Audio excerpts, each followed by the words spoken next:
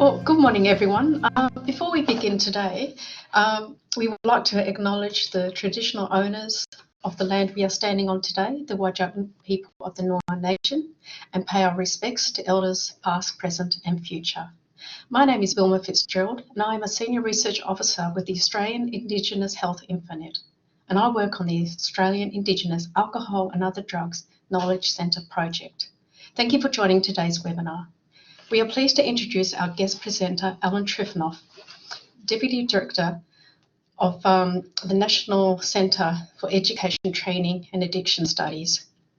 Alan has worked in the AOD field for over 25 years as a policy advisor and project manager, both in the health and law enforcement sectors. Alan is a close collaborator with the Knowledge Centre and has contributed to the development of the AOD Workers Portal and Workforce Development webpage as well. So today's webinar is on Aboriginal and Torres Strait Islander worker wellbeing, feeling deadly, working deadly, and strategies for responding to methamphetamine. We will have about 10 to 15 minutes at the end of the webinar for questions, so we ask that any questions are saved for the end of the presentation. We will now switch over to Alan. Good morning, everyone, and thank you, Vilma, for that kind introduction. And I hope that people get something out of the webinar today. Before we start, though, what I'd like to do is also acknowledge that we're meeting on the traditional lands, particularly here in Adelaide, of the Kaurna people, but I'd like to acknowledge the traditional custodians of the land that we're all meeting on, and I'd like to pay my respects to elders past, present and emerging, and I extend that respect to other Aboriginal and Torres Strait Islander people who are present today. Before we start, I'd just like to acknowledge that what I'll be talking about today are, in fact, three things, even though there's only two on the screen. The first one's the Feeling Deadly, Working Deadly resource kit, which was developed by the National Centre for Education and Training on Addiction, of which I, as Vilma said, I'm the Deputy Director of Programs at that centre. Now, that kit was funded by the Australian Government Department of Health, and it forms part of our work on Aboriginal and Torres Strait Islander worker wellbeing. The second resource is a new one that we've just released in the last couple of weeks, and it's called Methamphetamine Use Among Aboriginal and Torres Strait Islander People, Intervention Options, and it was developed by us as part of our work plan with the Australian Government Department of Health. The third thing, which I'll finish off with today, is our online ICE Training for Frontline Workers resource, which was developed with funding from the Victorian Government Department of Health and Human Services. And I'll explain a bit about each of those as we go through the webinar. And as Vilma said, if you do have any questions, please save them for the end, and we should have time to be able to cover those. So just a little bit about NCETA before we get going. We're one of 4 national research centres that focus on alcohol and other drugs, and you'll hear me use the term AOD. For those people that don't work in the AOD sector, we use a lot of acronyms. We're one of, as I said, 4 national centres. The other ones are based in, so we're based in Adelaide at Flinders University. The other ones are based at Sydney, the National Drug and Alcohol Research Centre, the National Drug Research Institute in Perth, and the Centre for Youth Substance Studies, which is based at the University of Queensland. And we're funded primarily by the Australian Government Department of Health and Flinders University. I just want to set the context for what I'll be talking about today. So one of the things that we have done quite a bit of work on over the years is around worker wellbeing, and we have done quite a bit of work around looking at the factors that impact on Aboriginal and Torres Strait Islander workers, and particularly AOD workers, but more broadly workers in the health and human services areas. And so one of the things that we know through our research is that working in the AOD sector can be both stressful and challenging, but also rewarding. And we also know, again, through our research and the research of colleagues, that for Aboriginal and Torres Strait Islander workers, working with Aboriginal clients and communities can create a number of unique challenges and stresses. And we also know that in recent times there's been a lot of concern about methamphetamine in particular, but certainly there's been increasing concern about methamphetamine use and its impact on Aboriginal and Torres Strait Islander people and communities. So as part of that, what we want to do today is just take you through some of those issues and challenges, and also give you some examples of practical resources and strategies that you can use to address those issues. So as I said, the webinar is in 3 parts. The first part will showcase our Feeling Deadly, Working Deadly resource kit, which focuses on worker wellbeing, and will provide some practical examples of what organisations and workers can do to support each other in the work that they do. The second part is, as I said, there's a new resource that we've just produced called Methamphetamine Use Among Aboriginal and Torres Strait Islander People, Intervention Options for Workers. And in that, we'll look at why people use methamphetamine, what are some of the associated health, social and emotional wellbeing issues that both workers and clients have to encounter, and then what are some of the intervention options that workers can use to support people who are using methamphetamine. And finally, what I'll conclude with is a highlight of our highly successful online ICE training for frontline workers resource, which has 7 modules, 30 topics, and it provides practical advice, strategies and support for workers responding to people using methamphetamine. But I wanted to point out that it's a free resource. It's also available, there's no time limit on it, so it's available on an ongoing basis. And it's got a flexible, adult-focused learning approach so that people can go back to it, they can use it, they can download information from it. And since it was launched back in 2016, we've had more than 13,000 people register for it. And it's not just, even though it's focusing on Australia, or specifically on Victoria, but more broadly Australia, we've had people from New Zealand and Canada also register for it. So that slide basically shows a diagrammatic representation of our Feeling Deadly, Working Deadly kit. And we've just had it reprinted this year. So, and it's now available in hard copy. We did run out of hard copies a while ago. It is available for download, and I'll give you those details in a minute. But it is, as I said, we've now reprinted it, and we do have multiple copies available. So if you're interested, keep an eye for the details as they come up. But before I do that, what I wanted to do was just quickly cover off on what the kit actually includes. So there's a USB which includes all of the resources and a video called A Day in the Life. And that video is a representation of what an Aboriginal and Torres Strait Islander worker may face in their day-to-day work, particularly when they're working in the AOD, health and human services sector. And it just gives some practical advice about what workers can do to keep themselves well and safe. We also have a handbook which is called Staying Deadly, which again gives tips for organisations and workers in a fairly concise format. We have 7 tip sheets for managers and supervisors, and by tip sheets we mean that they're brief, practical information that people can use in their day-to-day work. And we also have 4 tip sheets that are primarily aimed at workers. There are 5 case studies, and those case studies are based on the research that we previously did and what workers told us worked for them and how they dealt with the stresses of their job and what sorts of strategies they put in place to deal with that. We also have a talking circle guide, a workforce development checklist, and there's also an online directory of worker wellbeing resources. So the kit's been designed as a flexible and practical guide. It can be used in its entirety, or individual components can be used as they are needed. So as a supervisor, you might want to focus on clinical supervision, or you might want to focus on recruitment strategies or retention issues. As a worker, you may want to focus on some of the strategies that you need to put in place to help yourself stay safe.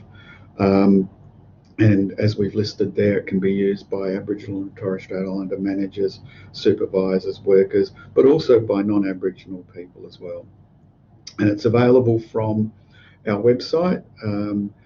Basically, if you go to www.nceta.flinders.edu.au, that will get you to our website. If you type in Feeling Deadly, Working Deadly, it'll take you to that particular link that I've included there. As I said before, we now have hard copies available of the kit, and if you would like to order one or a number of hard copies, then email us at nceta@flinders.edu.au, and we'll dispatch those to you in the mail, in the snail mail, basically. Yep. So one of the things that we looked at when we were developing the kit was, again, looking at what challenging working conditions workers have to deal with. And one of the things that Aboriginal and Torres Strait Islander workers from around the country consistently said to us was that challenging working conditions may discourage them from becoming Aboriginal AOD workers. And that's particularly relevant for people who work in remote areas. And some of the issues that are associated with that are things like heavy workloads, client pressure, clients who present with complex needs, having to deal with limited or inadequate resources, wage disparity compared to their non-Aboriginal colleagues, limited access to training, support and autonomy, the whole issue around stigmatisation, not only just stigmatisation from feeling stigmatised because they're of Aboriginal background or Torres Strait Islander background, but stigmatisation associated with working in the AOD field. So we know that the AOD sector is highly stigmatised. People, there's a lot of media and popular media out there that sort of stigmatises people who are using alcohol and other drugs, and sort of that then has a snowball effect on the workers that are responding to those issues as well. Some of the other factors that impact on working conditions and on people wanting to become Aboriginal AOD workers are complex personal circumstances. For example, particularly where family members might be experiencing AOD-related problems themselves, and about the challenges of then being able to provide services to family members. Poorly defined roles and boundaries with clients and communities, being on call 24 hours a day, 7 days a week was one of the consistent themes and messages that we heard from people. Lack of support for service coordination within and across sectors, and then limited and short-term funding, which seems to be fairly prevalent across the AOD sector and the health sector in general. So one of the things that we know is that complex client presentations, so people who present to workers, include things like unresolved grief, abuse, physical health problems, cultural dislocation, intergenerational trauma.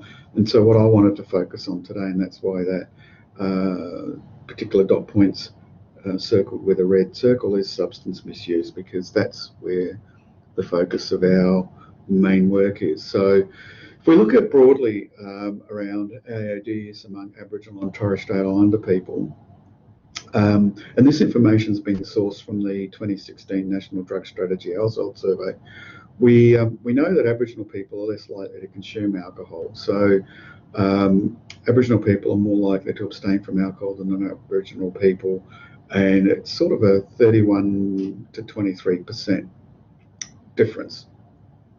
But those that who do drink, may do so at risky levels, and so there's a higher proportion of Aboriginal and Torres Strait Islander people who may be drinking at risky levels at least monthly. So that's 35% compared to 25% for non-Aboriginal people, and almost 1 in 5 Aboriginal and Torres Strait Islander people, or just under 19%, consume 11 or more standard drinks at least once a month, and that's roughly 2 to 3 times the rate of non-Aboriginal people. We also know that, again, the data, and this has come from 2 data sources. So again, it's come from the 2016 National Drug Strategy Household Survey, but also the 2016-17 Alcohol and Other Drug Treatment National Minimum Data Set, which is data collected from all government providers across Australia. And what that data tells us is that around about 1 in 4 or 27% of Aboriginal and Torres Strait Islander people used an illicit drug in the last 12 months, which was around about just under 2 times higher than non-Aboriginal people. And 1 in 20 aged 15 plus years reported using amphetamines in the last 12 months. And then 15% of clients at drug treatment services are Aboriginal and Torres Strait Islander people. So what that does then is that impacts on organisations and workers. And so when you have a multitude of problems or people with complex needs presenting to your service, whether that's an AOD service or a broader health service, what organisations can do to support workers to make sure that they're able to respond appropriately and that they again keep themselves safe and well is to encourage workers to share stories about their work, particularly successes. And it's one of the things that the AOD sector doesn't always do very well, as a number of other sectors do as well. So that ability to be able to stop and say, hey, that was really good, or we had a really big win with that particular client, is really important. And it gives people that validation to keep doing what they're doing and that what they're doing works. So, and we hear a lot of negative, at times, media reporting about, nothing works, or, that workers face challenging situations, which they do, it's true. But at the same time, a lot of what is done results in successes, and so that doesn't always get reported. It's very rare that you may hear a positive AOD story being reported in the media. So making worker wellbeing a priority is important for organisations and workers alike, and that can include things like providing workers with adequate debriefing, particularly after if there's been a difficult situation or an incident. Ensuring that workers are provided with quality, and not only quality but also ongoing and regular clinical supervision, that they're provided with professional peer support, and that there's opportunities for them to take breaks and spend time with family and community. And that can be, on a daily, weekly, monthly or yearly basis, depending on the need. But that flexibility to do that, also recognising and utilising Aboriginal and Torres Strait Islander ways of working, such as holistic approaches to health, commitment to community, and then also helping workers to work with families and communities and facilitating workers that do that work. Other examples of organisational strategies include understanding Aboriginal ways of working, and these are big picture things, and so we know that they're not going to change immediately, but they're things that should be on the agenda for organisations, to include things like salary equity, ensuring that staff recruitment and strategies are in place, along with career pathways and providing career pathways for workers, also ensuring that workers have access to qualifications and training, that their roles are clearly stated and that there's role clarity about what workers should and shouldn't be doing, what they can and can't do. Mentoring, team and co-worker support is really important, because it's not only what the organisation at the management level does, but it's also what team members and colleagues and workers do to support one another. There's also, in addition to clinical supervision, there's also administrative supervision, ensuring that people have access to that on an ongoing basis, that their workloads are managed and that the demands that are placed on them are realistic, and that they also are given the opportunity to have flexible work times. When workers are working in rural and remote communities, in addition to some of the other points that I've made, there's also things that organisations can do, rural and remote workers, and that's look at ways to support workers to engage with and be accepted by their community, particularly for workers come into a community from another community or if they're a non-Aboriginal person. It's also important for there to be ongoing and clear communication between workers, supervisors, managers and community leaders, and involving community leaders in not only that ongoing communication, but involving them in recruitment and staff selection, ensuring that there's a degree of acceptance of the worker and that there's a involvement of that community in the selection of the workers that come into to work in their community. And also having regular external supervision sessions, because that's really important to ensure that workers have got that ability to be able to talk to somebody away from community, away from their immediate day-to-day work, so that they can get a different perspective on what's happening. And there's a number of things that workers can do as well, and that simple, and I apologise if this seems to be common sense, but a lot of it is. I think sometimes we just forget to think about it or to do it, but looking out for each other and looking out for colleagues, taking the time out to care for yourself, having those close family bonds and maintaining them, telling and hearing cultural stories, using laughter to remain positive and resilient. And that one's a really important one, because in our Feeling Deadly, Working Deadly resource kit with the video, when we were asked to produce that, we were given the brief, which was do something that has humour but conveys the messages in a positive and a constructive way. And that was a big ask. But when we worked with Aboriginal colleagues on producing it, the key thing that kept coming out was that humour and laughter is a really important part of that worker resilience and people's resilience anyway. And it's important to be able to use it in a way which is positive and encouraging for people. And the last one, again, stressing that point that I made before about enjoying the successes and highlighting the successes, no matter how small or irrelevant you may think they are. A success is a success and it should be celebrated. So if we then move on to this new resource that we've developed, which is called Methamphetamine Use Among Aboriginal and Torres Strait Islander People. It's a 6-page workforce development resource for the health and AID sectors.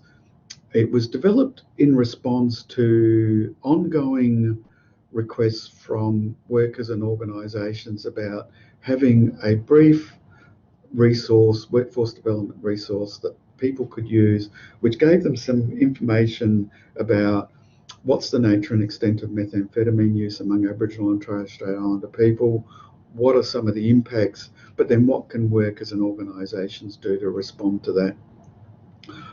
It is available only for download at the moment, but we are looking at options for hopefully having a limited print run done, but we haven't done that yet, but we're certainly looking at that and exploring that at the moment.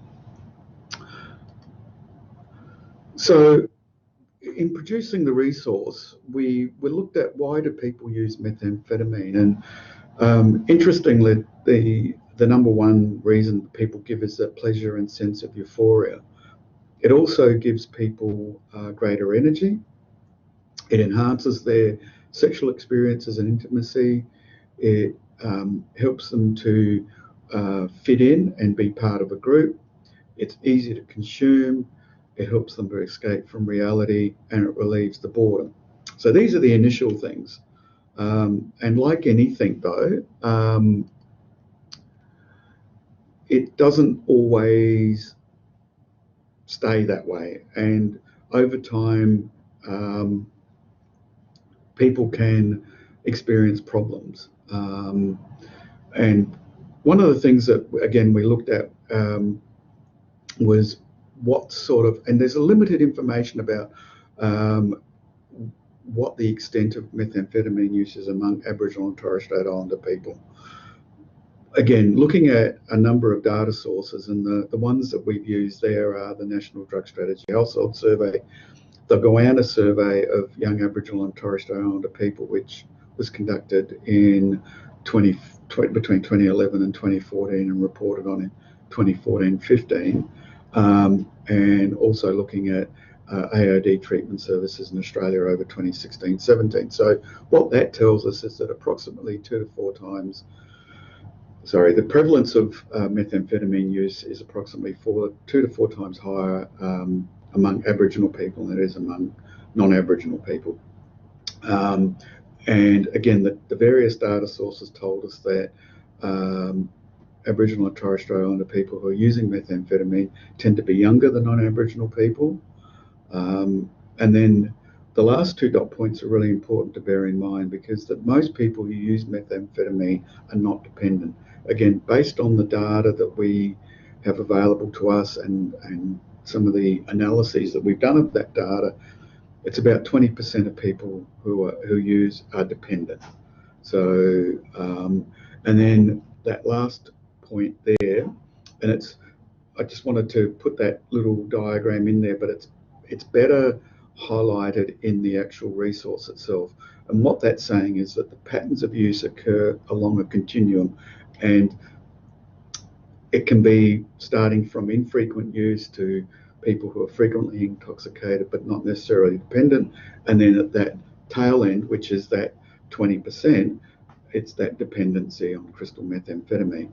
And each of those patterns of use has its own different types of effects. And again, if you look at the resource, you'll find what some of those effects are, and also some options for how they can be dealt with. So going back to the Goanna survey, it was conducted in July 2014, and it was conducted by Professor James Ward and colleagues. And James is based here in South Australia, is at the South Australian Health and Medical Research Institute, and he also has a co-junct appointment at Flinders University. But the survey was a national cross-sectional survey of Aboriginal and Torres Strait Islander people aged 16 to 29 years. It wasn't specifically looking at AOD. Its primary focus was looking at knowledge, risk factors and health services, access for sexually transmitted infections and bloodborne viruses. And the sample was around 2,800 people. And what it found was that around 9% of participants reported, but they did ask some questions about AOD and methamphetamine in particular, and they found that around 9% of the participants reported using methamphetamine in the previous 12 months, with use ranging from 10% of participants in urban areas to around 6% in remote areas. And 15% of participants reported ever using methamphetamine. And what it also found, importantly, was that males aged between 25 to 29 years were roughly 2.3 times more likely to use methamphetamine than other males aged 16 to 24. And if we look at the breakdown by jurisdiction, this was a presentation that was given by one of James's colleagues, Dina Solo, at a methamphetamine symposium, a national methamphetamine symposium that NCETA conducted in Melbourne in May 2015. And if you look at the breakdown by jurisdiction, you can see that it's a pretty even spread, with probably Victoria, NT coming out more on top in terms of percentage. And out of the total sample, roughly around 15% reported using methamphetamine. So out of the sample of 2,800 odd people. And then if we look at methamphetamine, Aboriginal methamphetamine by gender and sex, we again, reiterating the point that I made earlier, males were more likely to report it, having ever used methamphetamine. So we had 18% as opposed to 12% of females. And in the age groups, again, that age breakdown, the 20 to 24 and 25 to 29-year-old age groups were the ones that were more likely to be using.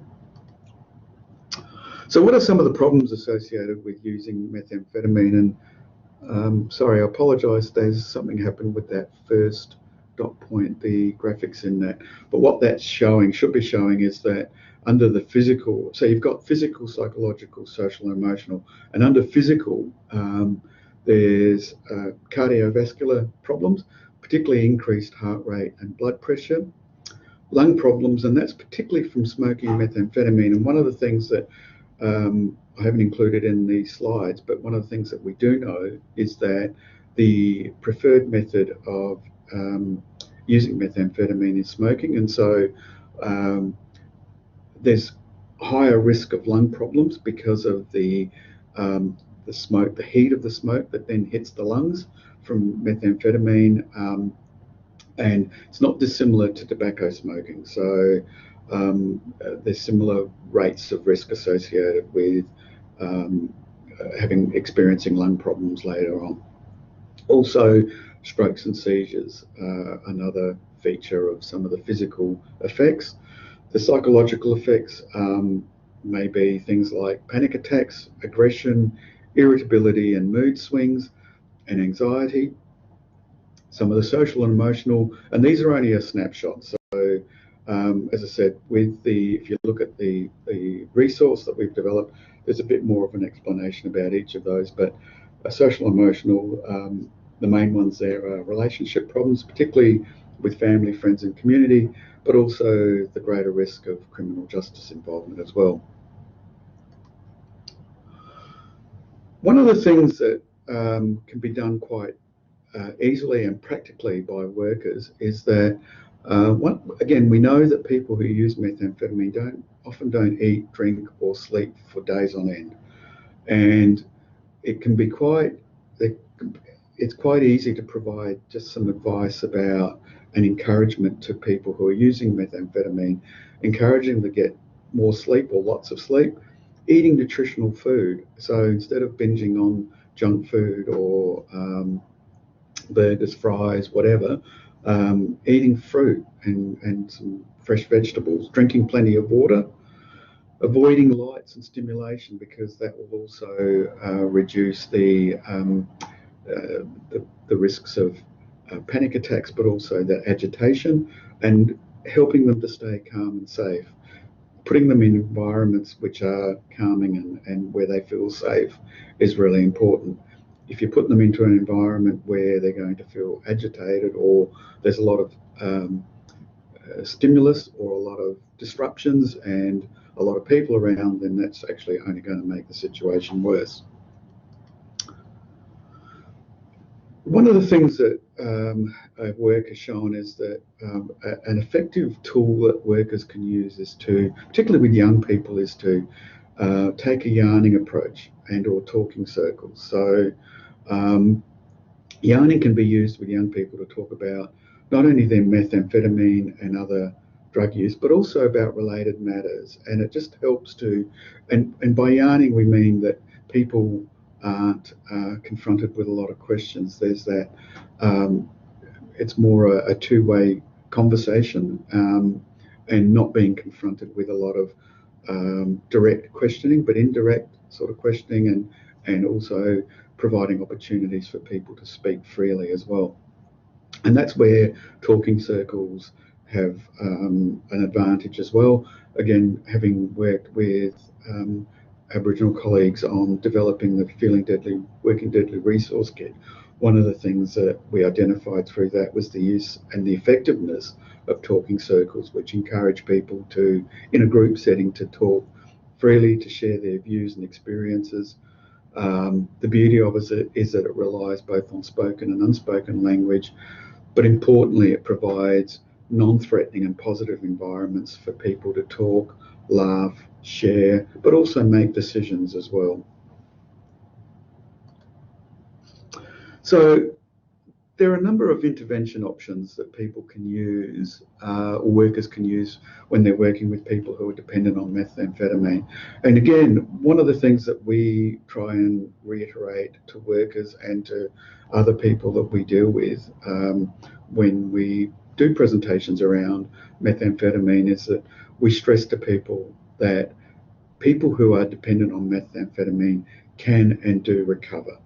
So, and that's an important message. And one of the other important messages, which I'll mention a bit later when we're talking about our ICE online training resource, is that what workers are already doing works, and that you're, as workers working in the health, AOD and human services area, you already have a lot of skills and knowledge at your disposal, and a lot of what you're already doing works with people who are using methamphetamine. And that gets around some of the negative images and messages that can be sometimes portrayed in the media, but a range of other areas as well, where there's a constant, there was at one stage a constant refrain about workers are really feeling pressured and stressed and don't know what to do and not sure how to respond to people who are using methamphetamine. Again, use the resources, use the knowledge, use the skills that you've got, because it works. And when you're doing that, appropriate intervention or interventions depend on a number of things. So what the person wants, so tailor it to what they actually want. Be aware of what they've tried before, and if it hasn't worked, then try something else. Also assess their level of dependence, and also how much, and concurrent with that is how much methamphetamine they've used. But also look at their health, social and emotional well-being, and also what available resources they might have at their disposal. Again, the resource talks about a whole range of tools that you can use and that are available out there, and we've provided links to those where they're available as well. This slide's gone funny on me, I'm not sure what's happened there, but this is an example of some of the intervention options. So if you take a harm reduction approach, there's a range of things that can be done quite easily. So providing people with information about cutting back, how to use safely, how to use with trusted people, what to do if a problem occurs and how to get help. And also not to feel, hassled or not to feel as though they can't call an emergency service to get someone to hospital if that's what's needed, or to get some medical assistance if that's what's needed.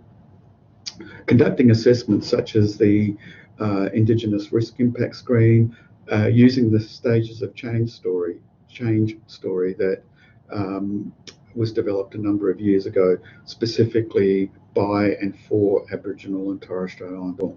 Use brief interventions such as Meth Check, which is developed by our colleagues at Insight in Queensland, and that's a brief intervention tool that's been proven to be effective. Education, and there's also a range of education information resources that have been produced by our colleagues in the Menzies School of Health Research in Darwin. Counselling is also appropriate. Things like motivational interview, cognitive behaviour therapy have all been proven to have some effect on people who are using methamphetamine. Some of the other things that you might want to try with people or suggest to people is self-help programs, community support groups and networks such as AA, Narcotics Anonymous. Withdrawal management, and that could be either in a GP or hospital setting or through withdrawal management services. There's also a range of rehabilitation options available, such as residential and day programs.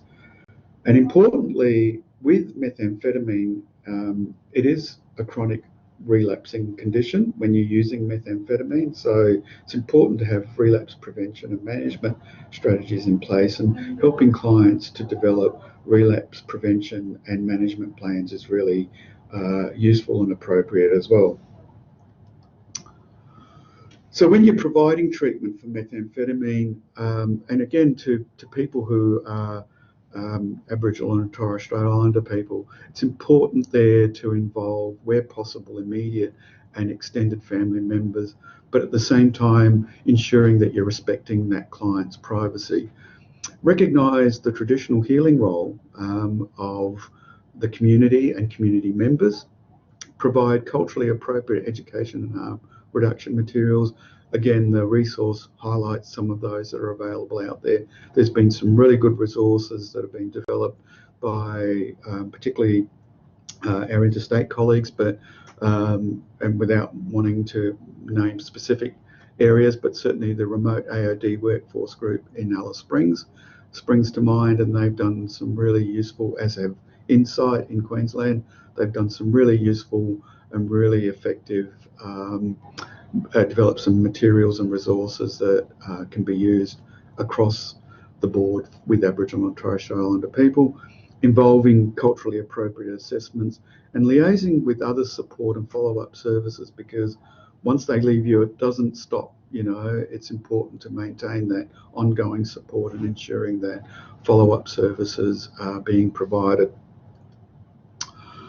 What I want to do now is just focus very briefly, and I'm aware that we're getting towards the end of our time, but I just again wanted to highlight, as I said at the beginning, one of the things that we've got available is our ICE training for frontline workers. And this is a resource that we developed and implemented back in 2016. The link to that is nceta.androgogic.com.au, or if you just Google ICE training for frontline workers, or NCETA ICE training for frontline workers, you should get taken to that page. You register, it's free registration, you only need to register the once. If you do register, make sure that you're using either Google Chrome or Firefox as your browser. It doesn't work all that well with Internet Explorer. And then once you've registered, you can go back in, log in anytime, go backwards and forwards, go through different topics and modules at your leisure. As I said, it's got 7 modules and 30 topics. It's free, it's open access, it's online, it's flexible and independent in its approach. So you can go and look at particular modules or particular topics that are of interest to you. You can then go back to it and revise those topics if you're wanting to go back and get further information. But what it also does is reinforces workers' existing skills and knowledge. Just wanted to highlight that flexible and independent learning approach, because that is really important. That's something that we think is a real feature of this program. You can use it at your leisure. There is no time limit on when you need to complete it. We don't have certificates of achievement, but we do have certificates of completion, which you can then use with your professional to seek continuing professional development points from your professional body. As I said, it's got 7 modules. The first module's basically about ICE, about the drug itself, and we talk about some patterns and prevalence. The second module looks at the effects of ICE and what some of those physical, psychological and social effects are. Module 3 is strategies for how to communicate with people who've been using methamphetamine and who may also be experiencing a range of other health-related issues, both physical and psychological health issues. Module 4 is around managing critical incidents and identifying and responding to critical incidents. Module 5 looks at a whole range of interventions. Module 6 is around prevention, and Module 7 provides organisational responses to ICE, and that focuses on worker wellbeing.